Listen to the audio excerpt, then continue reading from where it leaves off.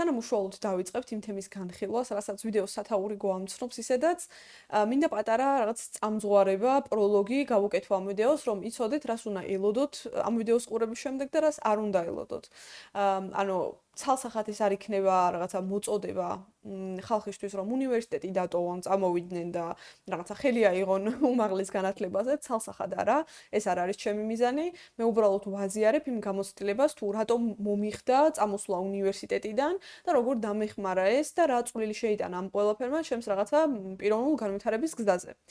მეორე ეს არ არის ზოგადად იმის განხილვა, კარგია უნივერსიტეტი, არ არის კარგი, ზოგადად უმაღლესი განათლება ღირს, არ ღირს, გინც საქართველოში, გინც სხვა ქვეყანაში, ანუ ამაზე მე მაქვს ჩემი აზრი, თუმცა არც რაღაცა ამ საუნივერსიტეტო სისტემის განხილვა არ იქნება ამ ვიდეოში.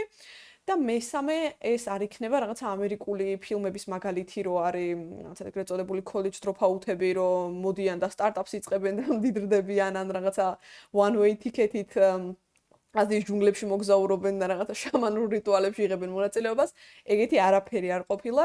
ეს იყო რაღაცა გრძელი პროცესი, ამასთანავე დამღლელი, მაგრამ ძალიან საინტერესო, რაც დამეხმარა, მეპოვა, უბრალოდ გამიხსენებინა ჩემი თავი, ის რაც მართლა ვიყავი, რის სიკეთებაც მართლა მინდოდა ცხოვრებაში და ეს ვიდეო მხოლოდ იმსახურება იმ მიზანს, რომ თუ ვინმე არის ახლა იმავე გზაზე, რომ თავს ცოტა დაკარგულად გრძნობს. შეიძლება დაამთავრა კიდევაც უნივერსიტეტი, მაგრამ რაღაცა ვერ პოულობს საკუთარ თავს, ანუ სადაც არის თითქოს კარგია ყველაფერი, გამოსდის, არ ვიცი, ხელფასიც აქვს, ან კარგი ნიშნებიც ყავს უნივერსიტეტში, მაგრამ თავს მაინც უკმაყოფილოდ და რაღაცნაირად ცხოვრებისგან დაჩაგრულად გრძნობს. ნუ ამ მსხვერპლის როლიდან არა, უბრალოდ აი თითქოს აი მეტი შეგიძლია და ვერ აკეთებ მაგ კუთხით რომ წავიდეთ.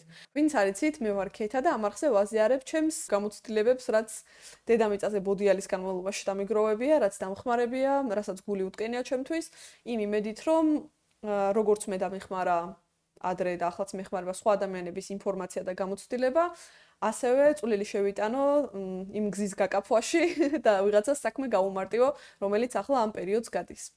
ზოგადი წარმოდგენისთვის მაინც ვიტყვი, რომ მე 4 წლის განმავლობაში ვსწავლობდი სამედიცინო ფაკულტეტზე, აქედან 2 წელი საქართველოში, 2 წელი გერმანიაში. ოღონდ ეს გერმანიაში 2 წელი, რაც ვისწავლე, იყო ფაქტობრივად იგივე, რაც საქართველოში, პრეკლინიკური წელი, ანუ შემეძლო საგნების აღიარება, მაგრამ გადავწყვიტე, რომ ყველაფერი ნოლიდან დამეწყო და თავიდან გამეარა ყველაფერი გერმანულად. ნუ რაც იმას ადასტურებს, რომ ეს ზოგადად ჩემი არჩევანი იყო სამედიცინოზე ჩაბარება და აქვე გავუსვა მხას, რომ არავის ჩემთვის არ დაუძალებია სამედიცინოზე ჩაბარება, არც ოჯახში ექიმები მყოლია და მყავს, არც მშობლებს დაუძალებიათ და უთქვამთ, რომ რაღაცა ჩემი შვილი დოქტორი, თერაპევტი, პედიატრი უნდა გამოვიდეს და მაინდა-მაინც წადი და სამედიცინოზე ჩაბარე. და ანუ ეს ჩემი აზრით კიდევ უფრო საინტერესოს ხდის ამ ისტორიას, იმიტომ რომ როგორ შეიძლება ადამიანმა 4 წლის მერე აღმოაჩინოს, რომ უი ეს არ მინდა, რაზეც დავუშვათ მთელი ცხოვრება ოცნებობდა. ყოველ შემთხვევაში ასე ამბობდა. ვერ ვიტყვი, რომ ეს 4 წელი ძალიან სწორხაზოვანი იყო და ყველა დღე მიყვარდა რაღაცა მედიცინა და მედიცინის შესწავლა. მქონდა ხოლმე აქტიური პერიოდები და ჩავარდნები, სადაც ვფიქრობდი, რომ მედიცინა ჩემი არ არის და ამას თავი უნდა დავანებო. თუმცა ამ იდეას სხვა ადამიანებთან რო განვიხილავდი ხოლმე, ვერ მიჯერებდნენ და ვერც წარმოედგინა თუ შეიძლება რომ ამას რეალურად გულისხმობდი. და ანუ ეს კარგი მაგალითია იმის, რომ კი სხვების აზრი უნდა გავითვალისწინოთ, მაგრამ მაინც საბოლოო ვერდიქტი ალბათ ჩვენს ინტუიციაზე და ჩვენ შინაგან მდგომარეობაზეა, რასაც სხვებს ვერ გადავცემთ ხოლმე, იმიტომ რომ აი ძალიან ხშირად ყოფილა ფრაზები, რომ ანუ რატო გინდა წამოსვლა, ხო, მაღალი ნიშნები ყავს, თავშოთ იქ სტიპენდია გაქვს დანიშნული, როგორც საქართველოში, ისე გერმანიაში, რაღაცა აკადემიური მოსწრების გამო. ან ყოფილა მომენტები, რომ მოიცარა, ეხლა უბრალოდ ბევრი გაქვს მოწოლილი სამეცადინო, ან რაღაცა საგანი ცოტა გირთულება და მოკლედ რაღაც გეზარებას ვარიანტში და გადააგორებ რა მოხდა. ან მე იყო ხოლმე ფრაზები, რომ რაღაცა გაიჭირვე, იქნებ, ცოტაც მოიცადო, დამთავრდება ეს სემესტრი, დაისვენებ და მე ისევ ახალი ძალებით შეუდგები და აი ამ რაღაცა დაღმართების გადაგორებაში ვიყავი ხოლმე სულ. და ნუ მე უკვე გერმანიაში ყოფნის მეორე წელს უკვე ისეთი გაუსაძლის იყო ყველაფერი, რომ ზუსტად ერთ კვირაში მოვახერხე, რომ ყველა საბუთი ჩავხურე, ყველა იურიდიული თუ საუნივერსიტეტო საბუთი მოვაგვარე და რასაც გვია უკან საქართველოში დაუბრუნდი. თუ თქვენც ხართ ისეთ სიტუაციაში და გეცნობათ ეს, რასაც აღწერ, რომ აი რაღაცა თითქოს ყველაფერი კარგად მიდის, მაგრამ მაინც რაღაცა ელეთ-მელეთები გაქვს, არ ვიცი, იქ ვარ თუ არა, სადაც საჭიროა და ცოტა მარილი აკლია სიტუაციას. აქ არ არის ხლა იმაზე საუბარი, რომ დავამთავრებ რაღაცა X, Y ფაკულტეტს, სამსახურს ვიშოვი თუ არა. მაგაზე არ არის საუბარი. ეს არის რაღაცა შინაგანად, პიროვნულად, რომ რაღაცა გაკლია და სულ ჭამს, რომ თითქოს შენი თვითგამოხატვა არის დაჩრდილული, თითქოს შენ ბუნებრივ პოტენციალს ვერ ავლენ და ხარ უბრალოდ რაღაც სისტემის ნაწილი, სადაც ყველაფერი არის უნდა, ანუ უნდა იმეცადინო, უნდა გაკერო პაციენტი, უნდა რაღაცა ქნა და ანუ რაღაცა აი რაღაც შესასრულებელი დავალება არის და არა რაც მართლა მინდა და რაც სიამოვნებას მანიჭებს. და ეს თემა კარგად რო გავშალოთ, რაც ალბათ დაგეხმარებათ საკუთარი თავის პოვნაში, როგორც მე დამეხმარა, რამდენიმე ნიშანს განვიხილავ და პუნქტს, რომლის გააზრებაც დამეხმარა იმაში, რომ წადი ბიძიკოს სამედიცინოდან, ეს არ არის ის ადგილი, სადაც შენ უნდა იყო. პირველი ძალიან რეალური შოკი, რაც დამემართა ამ გაცნობიერების გზაზე და რამაც აი ძალიან შემაჯანჯღარა, იყო ის, რომ ჩემი მეგობარი, ასევე ერთ-ერთი სამედიცინოელი გამოვიჭირე იმაში, თუ უბრალოდ ჩემი თავი გამოვიჭირე საკითხავია, რომ ანუ ეს ადამიანი თავისუფალ დროს დიდი სიამოვნებით კითხულობდა და ეცნობოდა სამედიცინო სტატიებს, რაღაცა თანხა ქონდა იმისთვის გადადებული, რომ სამედიცინო წიგნი შეეძინა, რაღაცა დოკუმენტურ სერიალებს უყურებდა სამედიცინო მიმართულებით და რომ მკითხე რომ ანუ მეთქი თავისუფალ დროს არ ისვენებ მეთქი და მითხრა ესეთი რაღაცა რომ ანუ მომწონსო, ანუ სიამოვნებსო, ანუ იმდენად მომწონს რომ თავისუფალ დროსაც ამას ვაკეთებო. და მე მიუხედავად იმისა რომ რაღაცა სამედიცინო თემატიკის ჟანრი და იქ რაღაცა ბიოქიმიური რეაქციები ძალიან დიდ სიამოვნებას მანიჭებდა, ეს იყო მაინც უფრო უნდა. აი, უნდა გამეკეთებინა და პარალელურად, სიამოვნებასაც ვიღებდი რა. და ანუ, ჩემთვის დასვენება და თავისუფალი დრო იყო ისეთი წმინდა, რომ ანუ სამედიცინო ინფორმაციას ამას არ შევალახინებდი. აქედან უკვე ჩანს ჩემი დამოკიდებულება. და მაგ მომენტში რაღაცა მე უკვე დავიწყე ქექვა და ეს ფსიქოლოგები, ფილოსოფოსები, არ ვიცი, ხალხი ვინც რაღაც პიროვნულ განვითარებაში ამბობენ, რომ რეალურად შენი ცხოვრების მისია და შენი ცხოვრების მოწოდება არის ის, რომ აკეთო, რასაც იდეაში თავისუფალ დროს აკეთებ, რასაც მაშინ აკეთებ, როცა არავინ გიყურებს, როცა ამაში ფულს არავინ გადაგიხდის და არც ერთ ამ კრიტერიუმს არ აკმაყოფილებ და ეს ჩემი სამედიცინო, ასე ვთქვათ, საქმიანობა. და მე რო ჩავუღრმავდი იმ თემებს, რასაც მართლა თავისუფალ დროს სიამოვნებით ვაკეთებ და აი ტელეფონის სკროლვასაც რო გირჩებნია იმ რაღაცის ყურება, მივხვდი რომ ეგ რაღაცები საერთოდ განსხვავდებოდა იმ სამედიცინო სპექტრისგან, რასაც დროს უთმობდი. ანუ ეს იქნებოდა თუნდაც ფსიქოლოგია, თუ არ ვიცი, ასტროლოგია, თუ უფრო რაღაც და ესეთი მეტაფიზიკური საკითხები, მაგრამ არც ეგეთი შეიძლება აბსტრაქტული თემები. ბავშვობიდანვე ძალიან მიყვარდა კრეატიული პროექტები, იქ რაღაც თუნდაც ბიოლოგიის პროექტს რო ვაკეთებდი, ანუ ფორმატის ვიზუალი, სათაური როგორ ეწერება, როგორ გავაფორმებ, მაგაზე უფრო ვიყავი ხოლმე ჩართული, ვიდრე მაინდა-მაინც ამ რაღაცა სამეცნიერო დაშტამპულ ინფორმაციებს. და ნუ ეგ პირველი მომენტი იყო, მივხვდი რომ რაღაცაშია საქმე. ბავშვობის თემას რაც შეეხება, ეგეც ძალიან საინტერესო მგონია და მანდაც ალბათ ადამიანი უნდა დაბრუნდეს ცოტა ხნით, რომ გაიხსენოს რეალურად რას აკეთებდა ბავშვობაში, იმიტომ რომ ბავშვობაში ჩვენ არავინ არაფერს არ გვაძალებს და ვერც ჩვენ ვაძალებთ ჩვენ თავს რაღაცას რომ გავაკეთოთ. ამიტომ ყველაზე სუფთა, ავთენტური რაღაცა ინტერესის სფეროები ალბათ მაგას აქში შეგვიძლია რომ ვიპოვოთ. მოკლედ ამ ბავშვობის საკითხებს რო ჩავუღრმავდი, კიდევ ერთხელ დავწმუნდი, რომ ჩემს თავს რაღაც ხრივ თრუგუნავდი. ანუ თითქოს, ანუ რაღაცა შიგნით თუხთუხებდა, ანუ იხარშებოდა და მე ამ ყველაფერს ვმალავდი აი ამ თეთრ ხალათში. რატო ვმალავდი და რატო ვერ გამომქონდა, ალბათ მაგაზე უფრო პასუხი სკოლის პერიოდიდან მიდის, თან რაღაცა ქრონოლოგიურად მივყვებით. სკოლის პერიოდში იდეაში მე მართლა სიამოვნებას მანიჭებდა ბიოლოგია, ქიმიის შესწავლა. ერთი ის იყო, რომ ძალიან შრომის მოყვარე ვიყავი, აი ტიპიური, შეიძლება ძალიან ნიჭით რო არ გამოირჩევა განსაკუთრებულით, მაგრამ ის შრომის მოყვარეობით, რომ რაღაცა ოქროს მედალზეც კი დაამთავრა სკოლა. და მე რო დავფიქრდი, ეს საგნებიც იდეაში იმიტომ მომწონდა, რომ ითხოვდა მეტ ჩაღრმავებას, მეტ წერას, მეტ კითხვას და რაც გამოგდის ადამიანს შესაბამისად რაღაცნაირად შინაგან მოტივაციას გაძლევს, რომ ალბათ ეს ჩემია და მომწონს და ასე შემდეგ. სკოლაში არც არის ფაქტობრივად სხვა საგანი, სადაც შეიძლება ბავშვმა რაღაცა მის კრეატივს გასახანი მისცეს. ხელოვნებაზე და სპორტზე რაც ხდება საქართველოს საჯარო სკოლებში. კი ვიცით.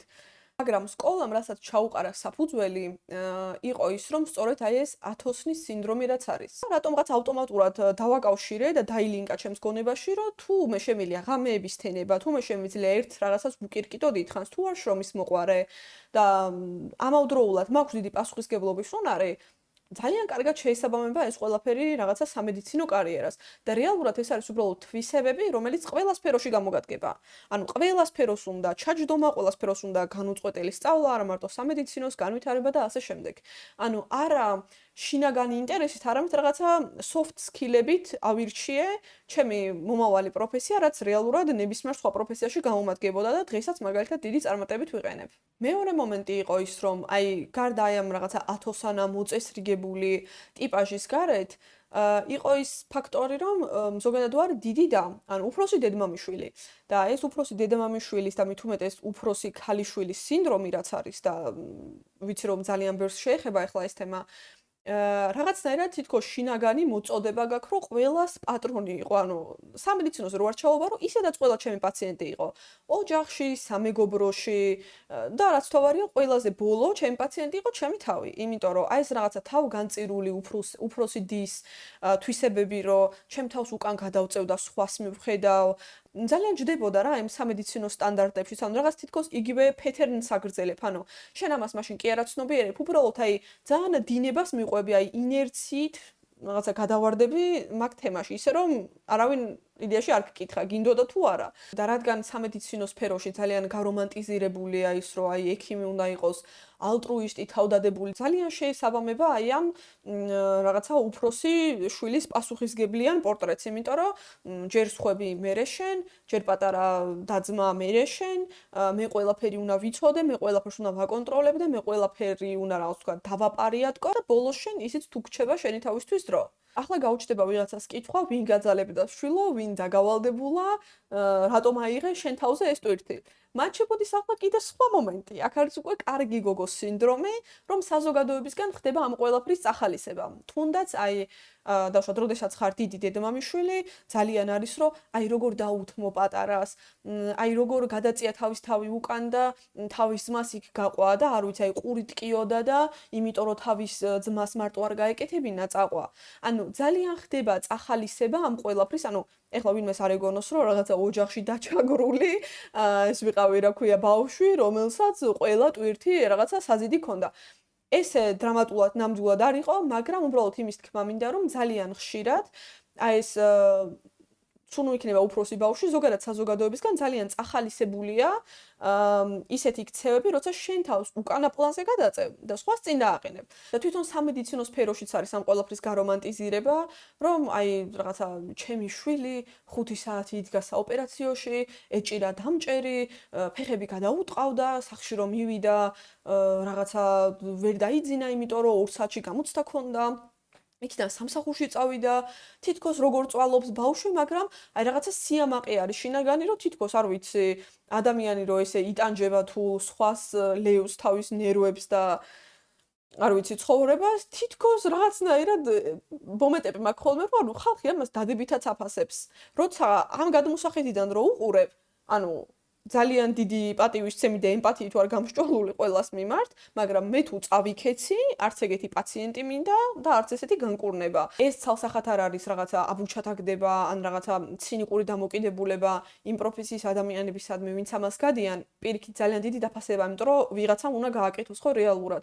უბრალოდ ძალიან ფაქიზი ზღვარი გადის და ასე ვთქვათ რაღაცა ძაფი იმას შორის, რომ მე მართლა მინდა და მართლა ვაკეთებ ამას, თუ აი საზოგადოებისგან რო დაფასება მაქვს და აი იქ რა ქვია, დედაჩემი ამაყობს თავის მეგობრებში და Facebook-ზე მერე პოსტ დავდებს საღამოს რო აი მოვედი, ფეხებმა მომიტანეს და არ მიჭამია და Facebook-ის პოსტებ და იქ რაღაცა ლაიქებით იბუსტავ შენ ეგოს, რომ აი ესეთი და ესეთი ექიმი ვარ.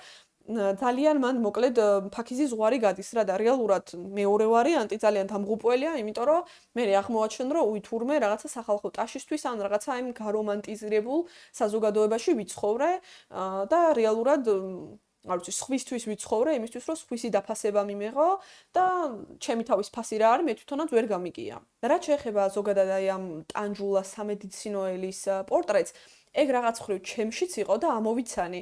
ოღონდ არა იმ კუთხით, რომ ეს სიამოვნებას მანიჭებდა, რომ აი რაღაცა ალტრუიზმის ბოლო დონის წარმომადგენელი ვიყავი.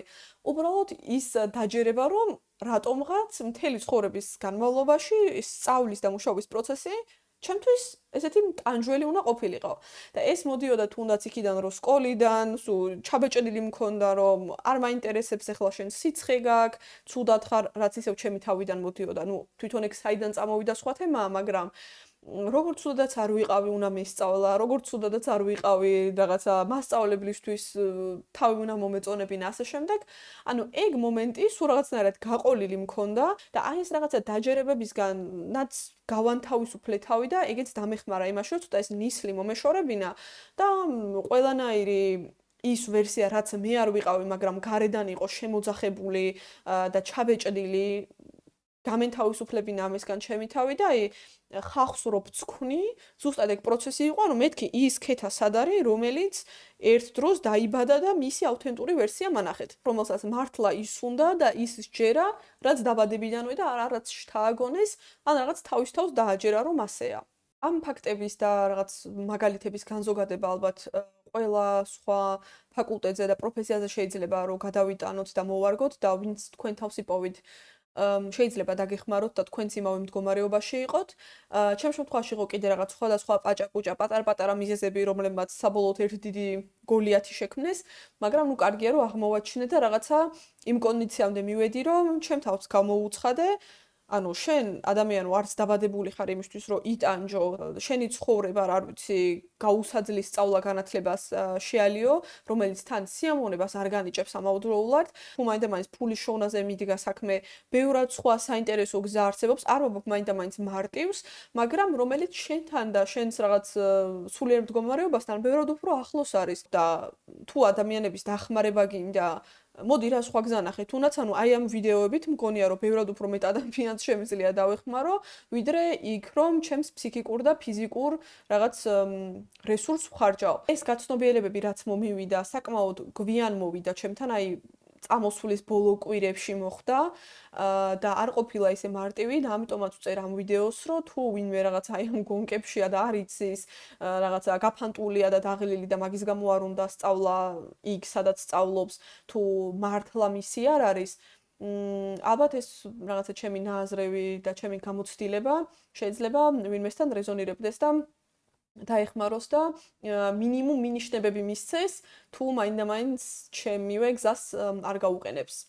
პოზიტიურ ნოტაზე რომ დავამთავროთ, პრინციპში რაც პოზიტიური იყო ჩემთვის ეს ამბავი რაც მოვყევი, თუ ვინმე ხართ ახლა გაჭედილ მდგომარეობაში, აუცილებლად გამოჩნდება გზა, შანსი არ არის, რომ არ არსებობს ალტერნატიული გზა, რამდენადაც გამოუვალი არ უნდა იყოს მდგომარეობა, შეიძლება ეხლავე ვერ მოახერხოთ წამოსვლა, მაგრამ ნელ-ნელა ნაბიჯ-ნაბიჯ აწონ-დაწონვით ყოველთვის გამოჩნდება ის რაც გვინდა და ყველა ადამიანს მათ შორის პირველ რიგში ჩემ თავს ვუსურვებ რომ შეგვეძლოს იმდენად მივიღოთ საკუთარი თავი და იმდენად შეგვეძლოს თვით გამოხატვა რომ ვაკეთოთ ის რაც გვინდა და რა ის რასაც ჩაგუძახიან ან რაც ბავშვობაში შემოგვესწავლა. კი, თუდია რომ შემოგვესწავლა, მაგრამ კარგი ნიუსი ის არის რომ ამისი გადასწავლაც შეიძლება. ახლა კი გემშვიდობებით ნახვამდის.